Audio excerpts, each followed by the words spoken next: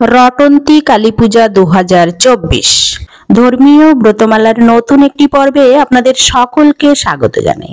আজকের পর্বে থাকবে রটন্তী কালীপূজার দিন, ক্ষণ, অমাবস্যার সময়সূচি, পুজোর শুভ সময় এবং রটন্তী কালীপূজার মাহাত্ম্য কথা।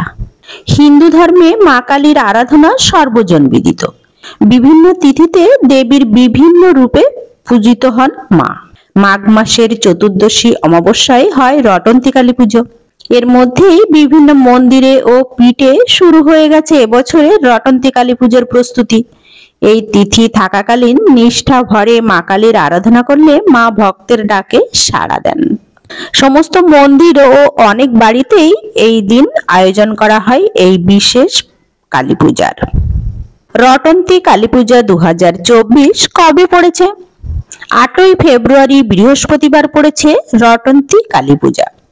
অমাবস্যার তিথি থাকবে 9ই ফেব্রুয়ারি 7টা 31 থেকে 9ই ফেব্রুয়ারি রাত 5টা 27 পর্যন্ত।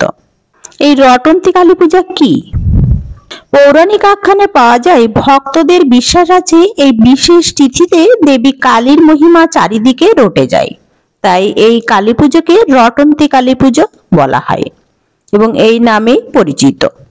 পুরাণ মতে জানা যায় এই দিন দেবী ছিন্নমস্তার আবির্ভাব হয়েছিল। দেবী ছিন্নমস্তা হলেন শিবজা পার্বতীর একটি স্বরূপ। রটন্তী কালী পূজার মাহাত্ম্য। রটন্তী শব্দ এসেছে রটনা শব্দ থেকে, যার অর্থ প্রচার হওয়া। মনে করা হয় এই বিশেষ দিনে দেবীর মহিমা চতুর্দিকে রটে যায়। মুক্তকেশী মায়ের মহিমা এই তিথিতে সর্বস্তরে রটিত হয়ে থাকে। আবার লোককথা অনুসারে শোনা যায় এই দিন দেবী ছিন্নমস্তার আবির্ভাব হয়েছিল। দেবী পার্বতী তার সহচরীদের খিদে মেটানোর জন্য নিজের মুন্ড ছেদ করে ত্রিধারায় রক্তবাড়ি প্রকট করেছিলেন। শাস্ত্রমতে যখন শ্রীকৃষ্ণের প্রেমময়ী লীলার রাধা মত্ত ছিলেন, সেই সময় একদিন দুপুরে গোপিনীরা তার বাঁশির আওয়াজ শুনে চমকে উঠেছিল।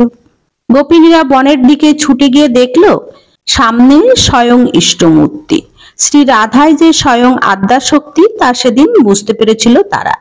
সেই স্মরণ করে বিশেষ তিথিতে হয় রটন্তী কালী পূজা।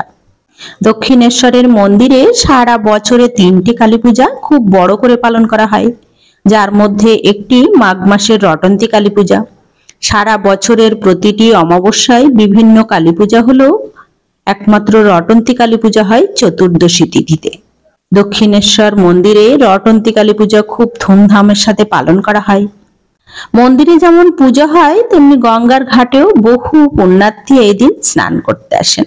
কথিত আছে শ্রী রামকৃষ্ণদেব একবার বলেছিলেন, রটন্তী কালী পূজায় ভোরে দেখলাম দক্ষিণেশ্বরের গঙ্গায় স্বর্গ দেবতারা নেমে এসেছেন স্নান করতে। সেই কারণে আজও বহু মানুষ দক্ষিণেশ্বরের গঙ্গার তীরে রটন্তীর ভোরে পুণ্য স্নান করতে আসেন। শুধু দক্ষিণেশ্বর নয়, প্রত্যেক মন্দিরে মন্দিরে ভক্তদের বাড়িতে এই রটন্তী কালী মূর্তির সেজে ওঠেন পুজোর বিশেষ আয়োজনে। তাহলে আজকের মতো এই পর্যন্তই। কথা হবে পরবর্তী একটি ভিডিওতে নতুন কোনো আলোচনা নিয়ে। সবাই ভালো থাকুন, সুস্থ থাকুন, সুন্দর থাকুন। শুভকামনায় নমস্কার।